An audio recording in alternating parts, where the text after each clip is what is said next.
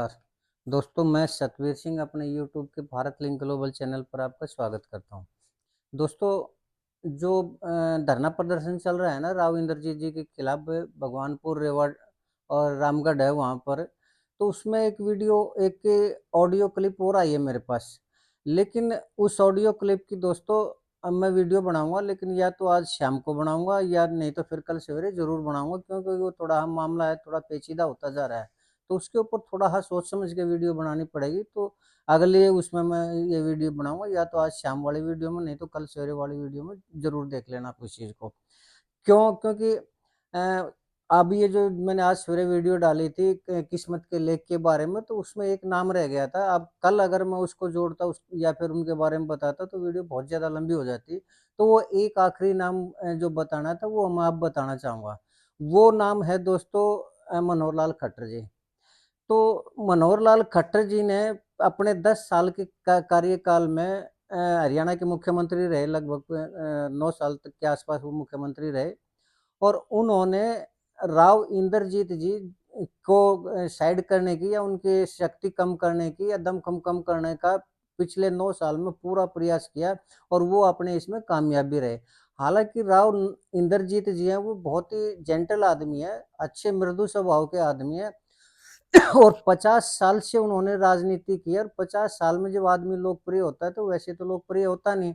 उसमें कुछ न कुछ तो ख़ासियत होगी, तो वो अपने लोगों के दुःख-दर्द में साथ रहे होंगे, लोगों के काम करवाए होंगे, मदद की होगी लोगों की, तभी तो इतने लोकप्रिय हुए हैं ना। और जिस आदमी ने अपने एरिया में काम करते हुए 50 साल हो गए, यानी 50 साल की मेहनत पर कोई आदमी 5 साल के अंदर पानी फेर दे, तो ये अनुचित है दोस्तों। प्रकृति है उसमें, उसका नाम भी लिखा जाता है। वैसे तो हर एक उसमें लिखा जाता है, कोई भी आदमी, चाहे वो छोटा आदमी हो, अगर वो अच्छे कर्म करेगा तो उसको प्रकृति अच्छे फल देगी, अगर बुरा करेगा तो बुरा देगी। लेकिन इससे फ़र्क नहीं पड़ता, मैंने कहा था कि आदमी कितना बड़ा है, कितना नहीं। तो आज हम थोड़ा-सा डिस्कस करेंगे मनोहर लाल जी के बारे में।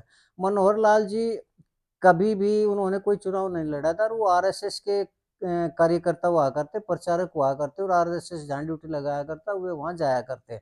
और हरियाणा के भी वो नरेंद्र मोदी जी के साथ सह प्रभारी रह चुके हैं, यहाँ भी काम कर चुके हैं वो।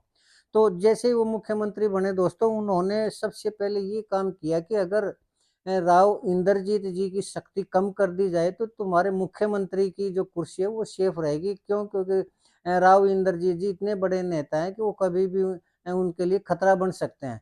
तो उन्होंने धीरे-धीरे राव इंद्रजीत जी को साइड में लगाना शुरू कर दिया, और जो उन नेगलेक्ट करना शुरू कर दिया, जो उनके एरिया के काम थे, उनको काम की तरफ से इग्नोर कर दिया, कोई काम वहाँ पर इतने ज़्यादा हुए नहीं। तो ये राव इंद्रजीत जी को भी इस चीज़ का एहसास हुआ था, तो उन्होंने इस चीज़ की शिकायत भी की थी जब ये मुख्यमंत्री नायब सिंह सैनी जी आए थे।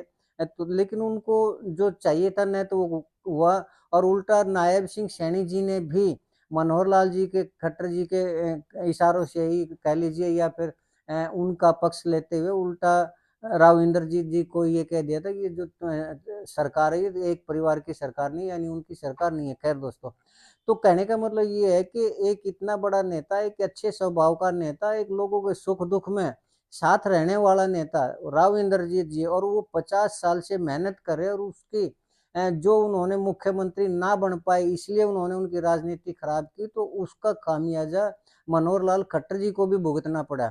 और क्यों भुगतना पड़ा कि दोस्तों, एक पद होता है सीएम का और एक पद होता है पीएम का, यानी चीफ मिनिस्टर और प्राइम मिनिस्टर।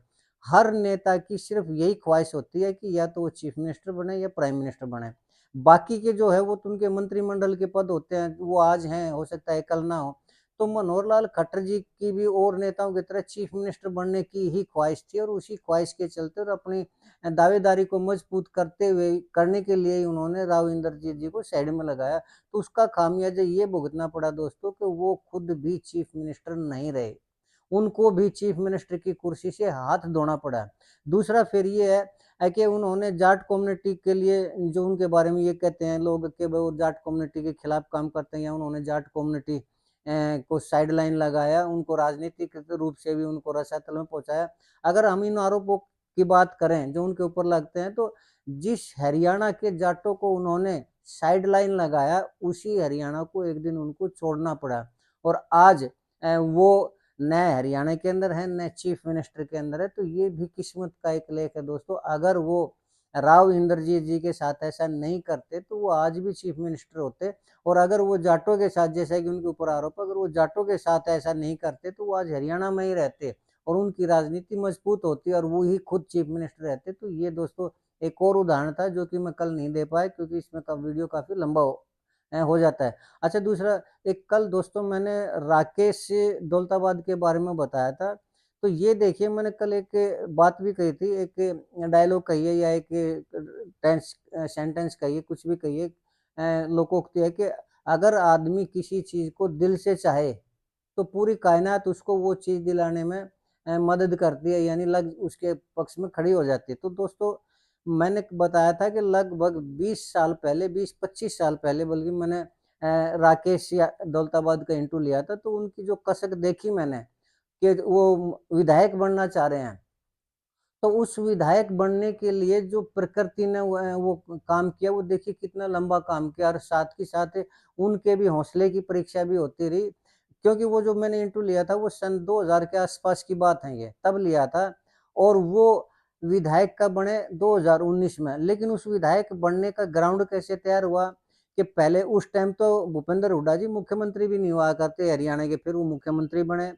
उन्होंने जो राव इंद्रजीत जी है, उनके साथ जो कुछ भी किया वो सबके सामने है। उसके बाद फिर राव इंद्रजीत जी उन्होंने राव नरबीर जी के साथ किया, वो कल मैंने बताया था। और उसके बाद जब उनकी टिकट कटी 2019 में, तो उन्हीं राकेश दौलताबाद को राव नरबीर जी ने अपना समर्थन दिया। यानी एक आदमी की हसरत पूरी करने के लिए अगर वो ठीक लाइन के ऊपर और प्रयास करने लग रहा है और अपना सब कुछ न्यौछावर करने की भी हैसियत रखता है, तो उसकी इच्छा पूरी करने के लिए परमात्मा कैसे-कैसे खेल खेलता है, कैसे-कैसे कार्य करता है और कितने लंबे सफ़र से भी परमात्मा उसको वहीं ला देता है जहाँ वो उसकी चाहत होती है या फिर जहाँ पर उसके कर्म के जो लेख होते हैं वो वहीं उसके उस पॉइंट के ऊपर लेके आते हैं। तो ये दोस्तों मैंने बताया था कल। और ये जो आज एक नाम रह गया था मनोहर लाल खट्टर जी का, तो मनोहर लाल खट्टर जी का नाम की आज मैंने चर्चा की थी। तो किस्मत के लेख दोस्तों कभी भी व्यर्थ नहीं जाते। जो आदमी कर्म करता है, जैसे कर्म करता है, उसको वैसा ही नतीजा मिलता है, चाहे वो अच्छा हो या बुरा हो। अगर कर्म अच्छे करेगा तो उसको अच्छा नतीजा मिला है, लेकिन परमात्मा की यानी कुदरत का एक तरीका है काम करने का। अगर कोई आदमी गलत कर्म करता है, बुरे कर्म करता है, तो वो लोग ये कहते हैं कि परमात्मा के यहाँ देर है, अंधेर नहीं है।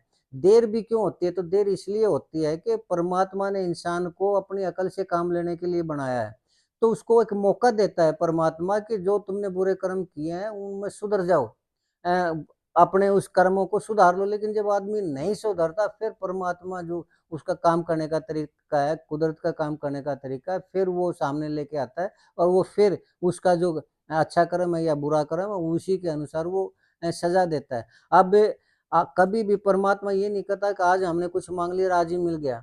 अब राकेश दौलताबाद का मैंने बताया था कि राकेश दौलताबाद ने कब इच्छा शुरू की थी, कब काम शुरू किया था, कब उसकी महत्वाकांक्षा थी और वो उसको पूरी करने में कितना लगा, लगभग 20 साल का टाइम लगा उसको काम करने में। तो 20 साल का टाइम एक आदमी को करने के लिए लगता है तो कुदरत लगाती है। तो इसी तरह कुदरत अगर किसी को अच्छा प्रतिफल देती है तो उसमें भी टाइम लगाती है।